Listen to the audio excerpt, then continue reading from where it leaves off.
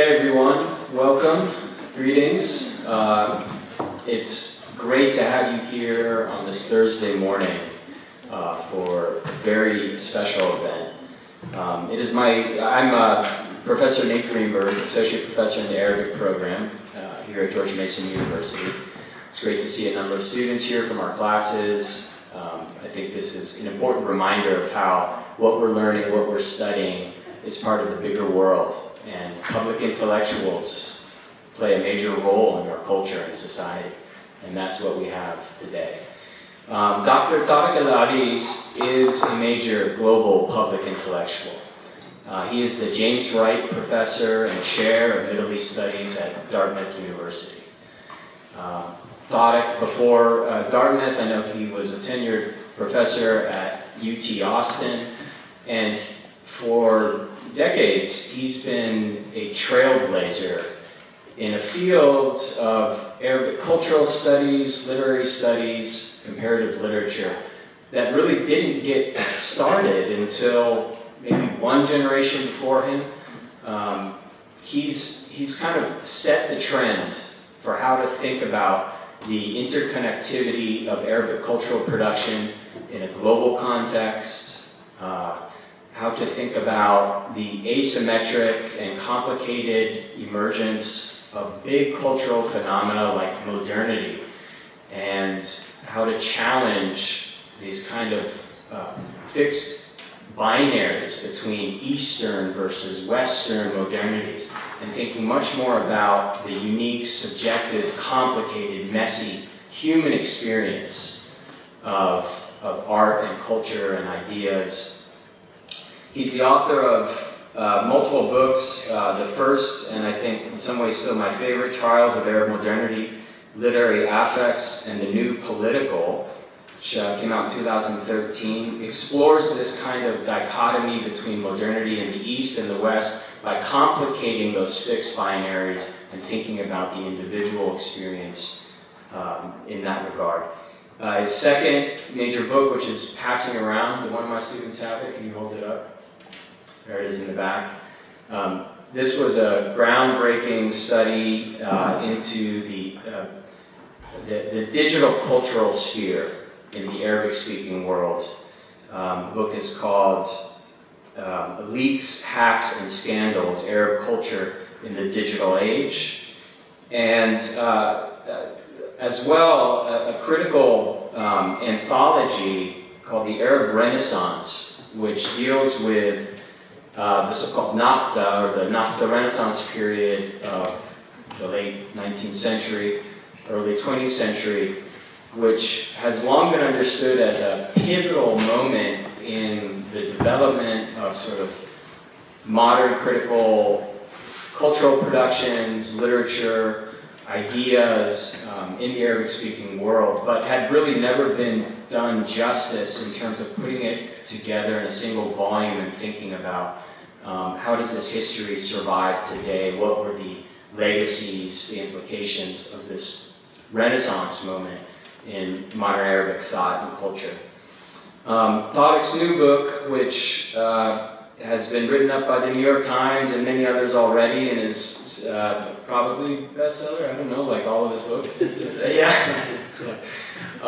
Is, I think, really an exciting moment because it shows the capacity of an intellectual scholar to move into a more sort of creative memoir space, in a way bringing his study of the individual and the subject full circle to look back at his own life, if I can postulate a little bit on that.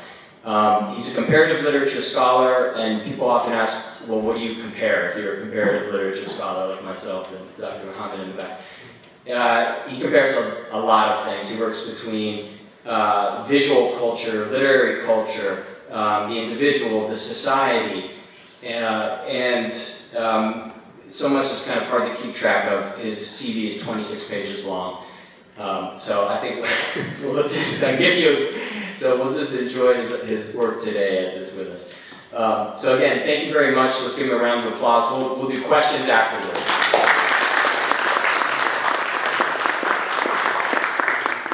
Thank you, Nate. Thank you for the Abu Sulaiman Center, and it's a pleasure to be here.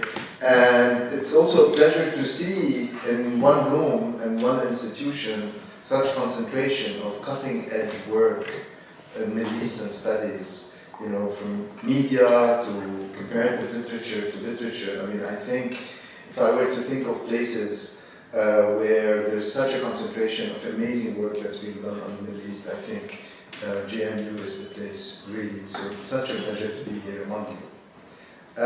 This book is something that I never thought I would use the I, and I actually went to graduate school being prevented from using the I. We're always supposed to observe from afar and look at things and analyze them and investigate them and examine them, even look at the language, examine, investigate, analyze. And all of this to say that I'm not there, I'm not present, I'm some sort of examiner and investigator. And it took a long time to bring the I. And also it's a process. How do we begin to understand how we connect to our work? How the I was perhaps always there from the beginning, but I could not bring it. I could not allow myself to bring it. I was not trained to bring it.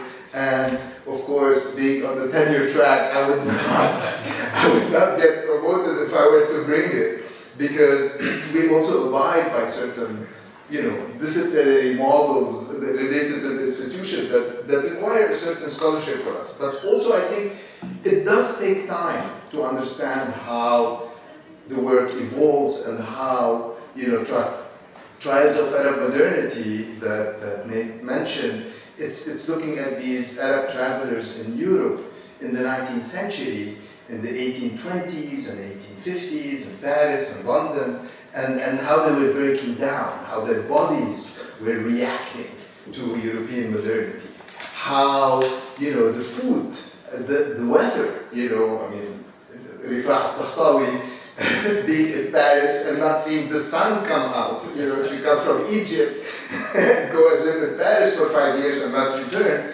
the weather is something that is oppressive. And here he is talking about the Constitution and the French Constitution, and he looks and he says, my God, the sun never comes out, the sun. And then he goes blind and he's really completely devastated by this experience. So this is something that I was working on and describing and seeing in other texts, but also this is something that I had just arrived in upstate New York, in Rochester, New York in 1994, and I have now lake effect snow, and I have my skin is going dry, and I don't understand what's going on. There's extremely dry inside, and I'm also going through these breakdowns without understanding what is happening to my body. So what we see in the other text, is also something that we experience ourselves, but it takes a very long time to connect these two, and this is why this book is coming at this time and not earlier.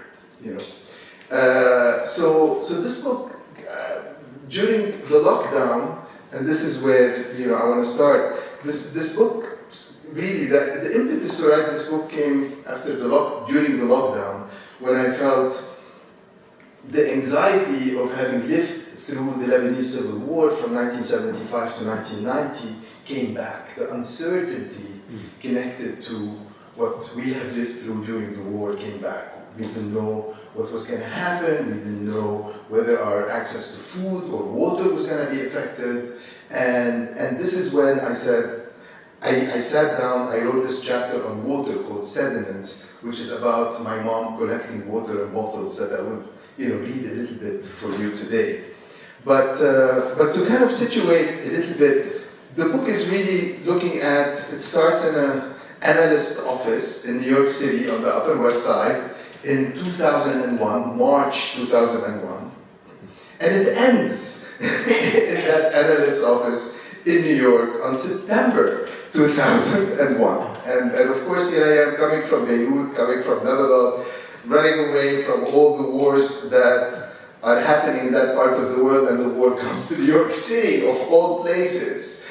and I'm living in the village. I'm teaching at NYU a course called Introduction to Middle Eastern Studies, and that day, on Tuesday, on 9/11, I was supposed to meet with students and discuss a documentary called Islam, Empire of Faith. So, needless to say, we did not meet, and needless to say, my perspective on how to teach Middle Eastern studies, how to write about it, how to have a conversation about these things was totally transformed and shaped by that experience. And also the idea is that war, and then when 9/11 happened, I immediately went into a kind of a war mode that I'm used to, having grown up in a situation where this was the reality for 15 years. I called all my friends, some are here in the room, and I invited them over. I said, you come now, and that's how we took care of each other. That's how we cooked for each other, we huddled, we spent time together, and this is how we got through this really horrible experience. But it's almost like, the idea is that what I try to show in this book is that war is not just simply an event or an experience that is destructive and kills and displaces. I mean, it is all of that as well, but it is also a way of being, a mode of being that you take with you wherever you go. And it shapes you, and it shapes your outlook on the world. It shapes how you read things, how you imagine, how you relate to others, what makes you happy, what makes you sad, and how do you carry all these things with you. So the book is giving that narrative that starts in Beirut, really in the kind of 70s, and ends in upstate New York and New York City in the mid-90s and early 2000 with 9/11. And in the process, of course, you have a chapter on my French school, where I went to Beirut with a school principal that used to disappear for weeks, and of course he used to be a French officer, and this is Lebanon during the war, and so there is a whole chapter on French education and colonialism, and it's a school called Verdun, Lycée Verdun. Verdun is the biggest battle during the First World War between Germany and France. So how do we also think of connecting perhaps the First World War, which was also a European civil war in some way, to the civil war happening in Lebanon? But also how the Allies and the fall of the Ottoman Empire was kind of being played out as well through these models of education, through these models of conflict. So the book is, there is the I, but the I is also coming to connect, to do the comparative work that I think Nick was mentioning, linking different time periods, different conflicts, but also seeing how they coalesce in certain moments, like in Beirut in the 1970s, in a particular school that, with those experiences and disciplinary models that were being also, projected on us. So the book is kind of, again, the I is not, it is how the I is constituted, but it is also how the I that has gone through these experiences begins to see the world and experience the world. And this is something we rarely hear. When we're looking at what's going on today in Lebanon and Gaza and so on, we see destroyed buildings and victims, but we don't really listen to the people who have survived those or who are experiencing them. So the idea is very important to look at those kids who have survived. How do they survive? And what does it mean to survive something like this? So I want to walk you through some slides that I think would kind of, so of course, this is the book cover, and you see the smoke in the back, and the divers, there's a chapter on going to the beach every day and just swimming every day in Beirut, or what was known back then as West Beirut, because we're surrounded, it was an encircled city, so the only access we had, the only outlet was going to the beach. And the beach was a way to kind of, create some normalcy in this very violent, very oppressive environment. And of course, these are the images that were coming out of Lebanon with the recent events. So, I mean, there is something very eerie. There is also something about the repetition of what I have gone through in the 70s and 80s and what we are seeing today. So I just wanted to put those, just to kind of acknowledge what is going on right now and also contextualize this conversation about war and conflict and their effect on people who ends up taking them with them wherever they go. And this is Beirut, so you get the sense like it's a city almost pushed into the sea. And these are the clubs, this is where we used to go swim. These are the beach clubs that are poured with concrete. I mean, these are not, beautiful Caribbean beaches, with white sand or in Florida or somewhere exotic. These are very rugged beaches that barely provide you access to go jump in the water. It is not about luxury, it is really about inhabiting that space that is at the border of the city, that is in between water and the city. But also it's a place, and the inspiration for the book title is actually a poem by Nizar Qabbani, which was sung by Abd al-Halim, بين الماء وبين النار, so between water and fire. This is Abd al-Halim, the famous Egyptian singer, who says, your fate, my child, is to be stuck always between fire and water. And this is how we were. We were stuck literally between fire, the fire of the war that was happening in the city, and water. And you are occupying that kind of liminal space around the city. And what happens in that liminal space? What kind of invention there's a chapter called The Beach Commerce, which is about how we go to the beach every day and try to create new rituals and new forms of intimacy to reinvent the human that was being destroyed by the conflict, and the social relations that were being strained by enclosure, by the conflict. And of course, this is Beirut, just to kind of situate things, because also this is in the news today, and it's important to connect it to that history. You see, it is a peninsula. It is going into the Mediterranean, but this is what used to be called the Green Line. This was the border that separated East Beirut from West Beirut. Basically, there were two different countries with crossing points, with checkpoints, and sometimes this border would be closed. I mean, it's also no man's land. You couldn't just walk to the other part of the city. I mean, of course, we've seen this in Berlin, we've seen this in other cities that were divided by war, that were divided as a result of conflicts. And this is this green line where this very modern city, to come back to this notion of modernity, which is something that I've been very interested in throughout my work, this modernity turns into a jungle once it is abandoned by people, and once, there is no shops and trade and interaction and cars and all the things that makes us modern and also allows us to interact. So this is one of the most modern cities in the Middle East that turns, this is the green line in the no man's land that separated East from West Beirut. This is what happens to it. This is really, the kind of nature comes back, and then the human is completely evacuated. And of course, we've seen this in Syria, we've seen this in many other parts of the Middle East as a result of these conflicts. And this is also kind of, I've written a lot on this notion of the monster, on the beast, and engaging works like Huda Barakat and these authors that wrote about the Lebanese Civil War. So what she has actually a novel set in that part of the town, where this man goes and lives in his father's destroyed shop and befriends a wild dog. Now you have wild animals coming out of the belly of the city that now has been, moved from being modern and humane to being somehow beastly. But also the beastly as a place where the human could be reinvented.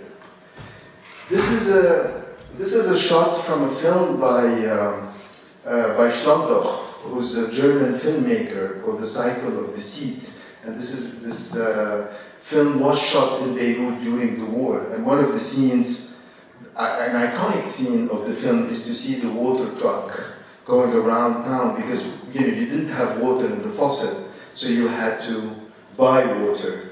And this was literally our reality, where you had these tanks, these makeshift tanks that were on a pickup truck, and they were going around and filling people's also other makeshift tanks with plastic containers. So this chapter that I wrote during COVID, Sediments, was all about that. It was all about collecting water, storing water, and trying to somehow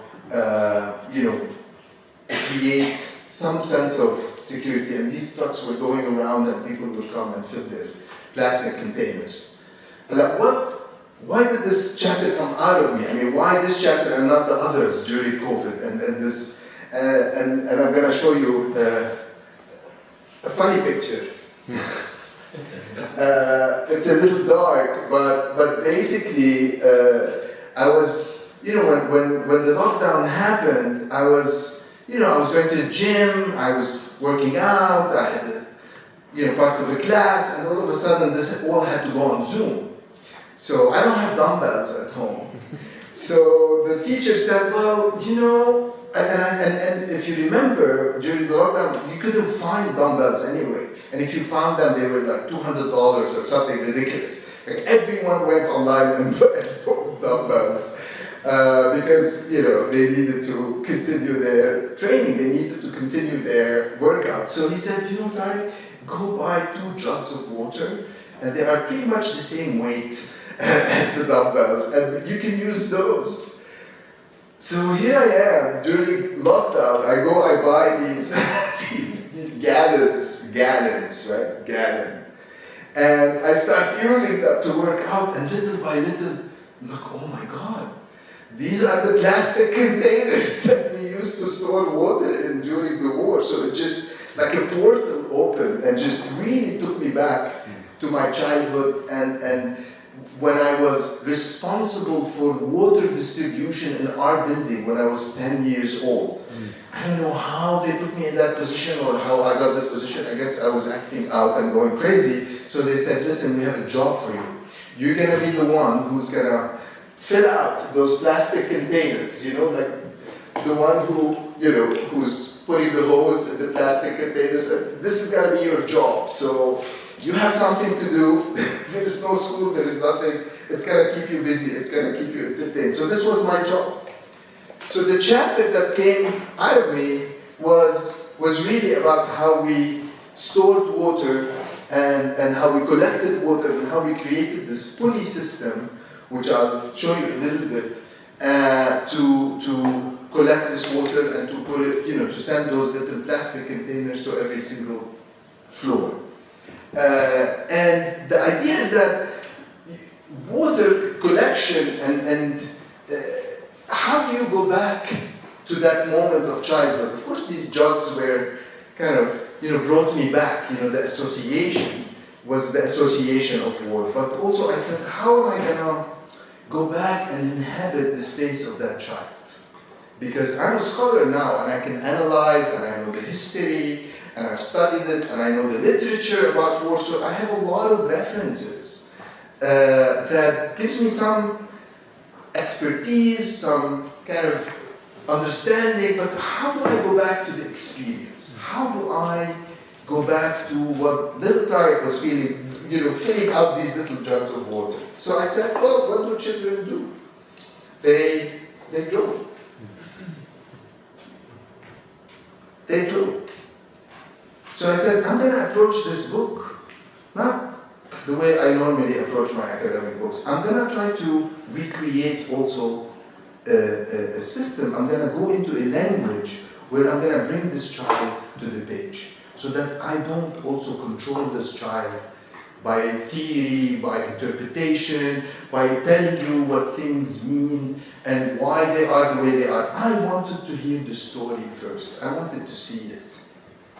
And these are some of the, and here you see the home gym, right, the home gym, little by little transforming into this kind of image of trying to collect water and building a pulley, 8-story building a pulley that actually, with the kids here, tying every single plastic container and trying to take it up to every floor because there's no electricity. This is 1982, right? And here we are reliving 1982 as we are speaking. At least I'm reliving it. This is exactly what we felt like in 1982. And what is happening, right? What is happening? So here I am, like, trying to break it down. What's going on with this movement of the pulley, this movement of the water? And then of course, I start thinking, okay, what am I trying to do? What am I bringing back? What am I pulling up? What is the pulley taking up? What am I storing in those containers? And to what floor and where am I going to try to take it? What am I trying to recover, retrieve? So the visual, speaking about the visual was a very important component for me to also enter into that space that I know, not enter it necessarily as a scholar, but also enter it as someone who has experienced it. And that experience needs to be retrieved. And that experience needs to then enter into conversation with the scholar, with Tarek now. And so there is a process, and that's why I'm saying bringing the eye is not very easy. Bringing the eye into your text requires a lot of thought and strategies. How are you going to bring the eye and do justice to this eye that you are bringing? And I know a lot of us want to go to the personal directly, but there has to be a process of thinking through this, of processing this to get to this point. So this chapter, this is my mom's kitchen in Beirut, and these are the bottles of water, plastic bottles of water that she values, and I'm going to read you a little bit of how the chapter starts, this chapter on collecting water, and try to think a little bit about how, not only how we stored water, how we go back to the past, but what can we learn also from those experiences? Is there a survival toolkit that we can also access that helps us deal also with the present? And this is, I want to go and read you a little bit this kind of section on my mom and how she, we're collecting the water and how she collects the water, and how did we survive this? How did we emotionally as well process these experiences?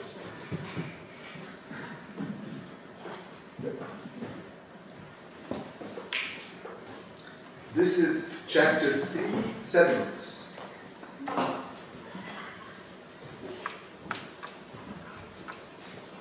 My mom lines up her bottles of water on her kitchen counter like a regiment of soldiers. There are a dozen or so of them that she fills up from her drinking water faucet. She then stores some more in the fridge in case some guests ask to drink it home. You never know, she says, when we might run out of water. The Civil War gradually eroded Lebanon's infrastructure. No pipe system was left untouched, neither that for drinking water nor for that we call surface water. With little chlorination to kill germs and bacteria and no filtration, the water that flows through these old and rusty pipes contains high level of salts, lead, and other impurities. This forces everybody to buy water, except my mom. She still drinks tap water, which gives her special immunity and a mysterious glow. But what system lets water sit in bottles for weeks and months? One can see in the bottoms brownish sedimentation, a mix of mud and with yet undiscovered particles. The first thing my mom drinks in the morning is 2 cups of water. She warms the water either in a pot on the stove or on a little electric kettle, depending on the availability of electricity that day. She tells everyone that drinking warm water in the morning flushes out all fats and poisons and ensures a vigorous metabolism and a radiant, milky skin. For a woman who was born during World War II, we don't mention ages, who was born during World War II and who abhors needles and knives, water holds the secret to her beauty. It accentuates her big blue eyes and earns her compliments wherever she goes. My mom's recipe for healthy living can be traced to a series of books on homeopathic medicine by Sabri al-Qabbani, a doctor from Damascus who belongs to the Syrian branch of my mom's family, the Qabbanis. He started a radio show and a magazine in the 50s that advocated healthy eating habits and lifestyles. His work became a Bible for the generation of enlightened Arabs who came of age in the second part of the 20th century. Having survived wars and famines, colonialism and nationalism, this generation would focus on physical health and stress reduction. Unknowingly, perhaps, they were getting ready to confront far greater horrors that lay ahead. Qabbani's book, Your Doctor by Your Side, Tabibuka Ma'ak, occupies a special place in my maternal grandfather's library. Entire paragraphs are underlined and copious notes are found in the margins. The book includes detailed advice on nutrition and disease prevention and recommendations on how to avoid depression and bad mood. In the chapter, Laugh, Laugh, You Will Heal, اضحك, اضحك, تشفى, Qabbani describes the reaction of the nervous system to sadness and stress, the poisons of the modern age. He explains how adrenaline is secreted and by which gland and to what effect. Ultimately, he advances a radical thesis, and I quote, to preserve mental and physical health, avoid depressing places, never attend funerals, and never, ever read sad stories. End of quote. So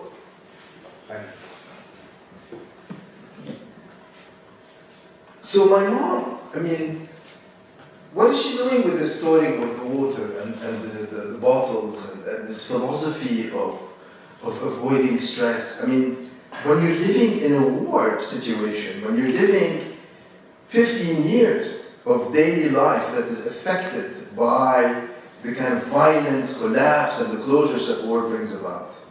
So for the longest time, I never understood what she was doing with these bottles, and why would she fill out these bottles and let them sit on the kitchen counter, and I would say, oh, that's, plastic and glass, and the water is already, just buy water. Everyone else buys water. So I never really understood what she was trying to do, or what kind of system that she says is preserving her health, both her physical health and her mental health. That's also making her look fabulous, not to exaggerate, but and eventually I understood that my mom was filtering the war away. That she found, when you let the water sit in these bottles, all the poisons go down to the bottom. And then you pour. So just letting them sit, the time, is itself the filtration system that one needed to have or install in the faucet and so on. So the time itself is the filtration. And so all the things that would poison you, all the things that are not good for you are the sediments, are the things that remain in the bottom, the brownish sediments that I was looking at and feeling like, oh my God, this is horrible. But actually, she pours from that bottle, but she doesn't pour all the way to the end. She lets the poison sit. So we can't take the poison away. We can't extract it.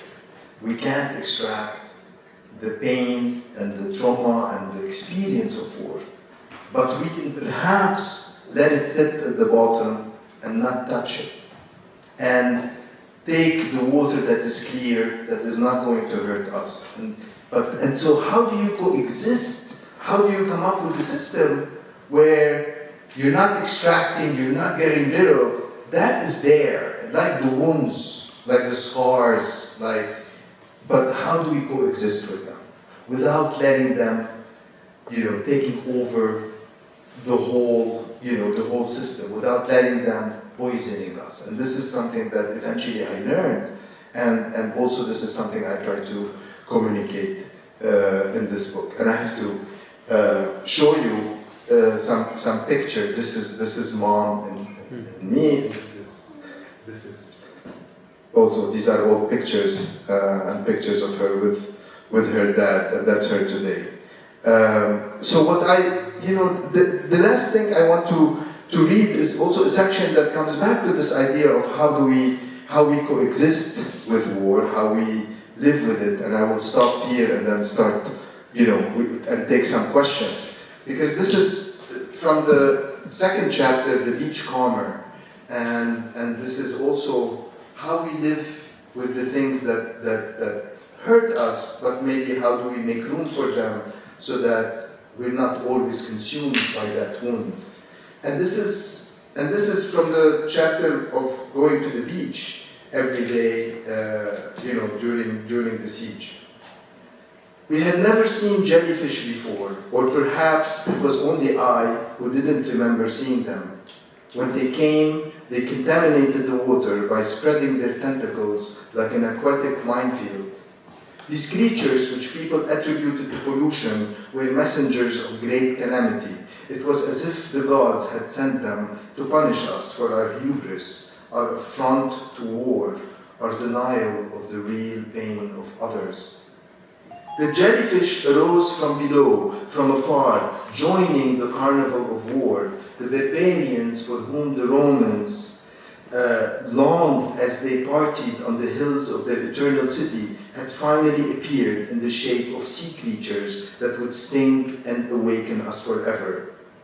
That summer, Lebanon was consumed by the War of the Camps. It was 1985. Harb al-Mukhayyamat, which pitted Lebanese militias loyal to the Ba'athist regime in Syria against Yasser Arafat's Palestinian fighters and their Lebanese supporters. Beirutis thought that Arafat and his fighters were wealthy, flush with petrodollars pouring in from the Gulf state. It was said that as militiamen were besieging the camps and firing at its inhabitants, Palestinian fighters would hurl Cadbury chocolate bars and exotic fruits at them for respite. These were the anecdotes from the war of the camps, jokes and rumors that veiled the spectacle of slaughter inside. That year, school closed early, extending our beach season. Only the boldest were at the beach, my family and a few others. A couple of dozen children and adults going about their daily combing. As I was swimming in the creek, I started hearing whistling bullets fly over our heads. The camps were not far, a couple of miles away, but far enough for Beirutis who had mastered the art of compartmentalization and dissociation. The other children and I tried to continue as usual until we saw someone pointing from the restaurant overlooking the beach, yelling and pointing, yelling and pointing. He was pointing at a man lying in the sun close to where my parents and their friends used to sit. In the commotion, people started running, not knowing what had just happened. It was Ahmad. He had been shot in the head. Ahmad was the son of close family friends, the eldest of 3 boys and a girl. In his early 20s, he was tall and handsome, a courageous swimmer and an avid beachcomber. He worked on his tan and on his butterfly strokes all summer long. The bullet, nestled in the back of his head, caused him to go into a coma and then into a vegetative state, only to die some 10 years later. I visited Ahmad in the hospital in Beirut, and then in London I had to wear gloves and a mask to enter his room. They never extracted the bullet from his head. They couldn't. The bullet became part of his being. His gray matter wrapped itself around it, cradling it, like a lost child that had finally found refuge from war. Ahmad cradled this foreign object, holding on to it as if holding on to life itself. Ahmad's bullet lives in my head. Its burning metal prevents me from forgetting or taking the currents and tides for granted. The hole in his head became my portal to a life I suffered, loved, and lost. Thank you.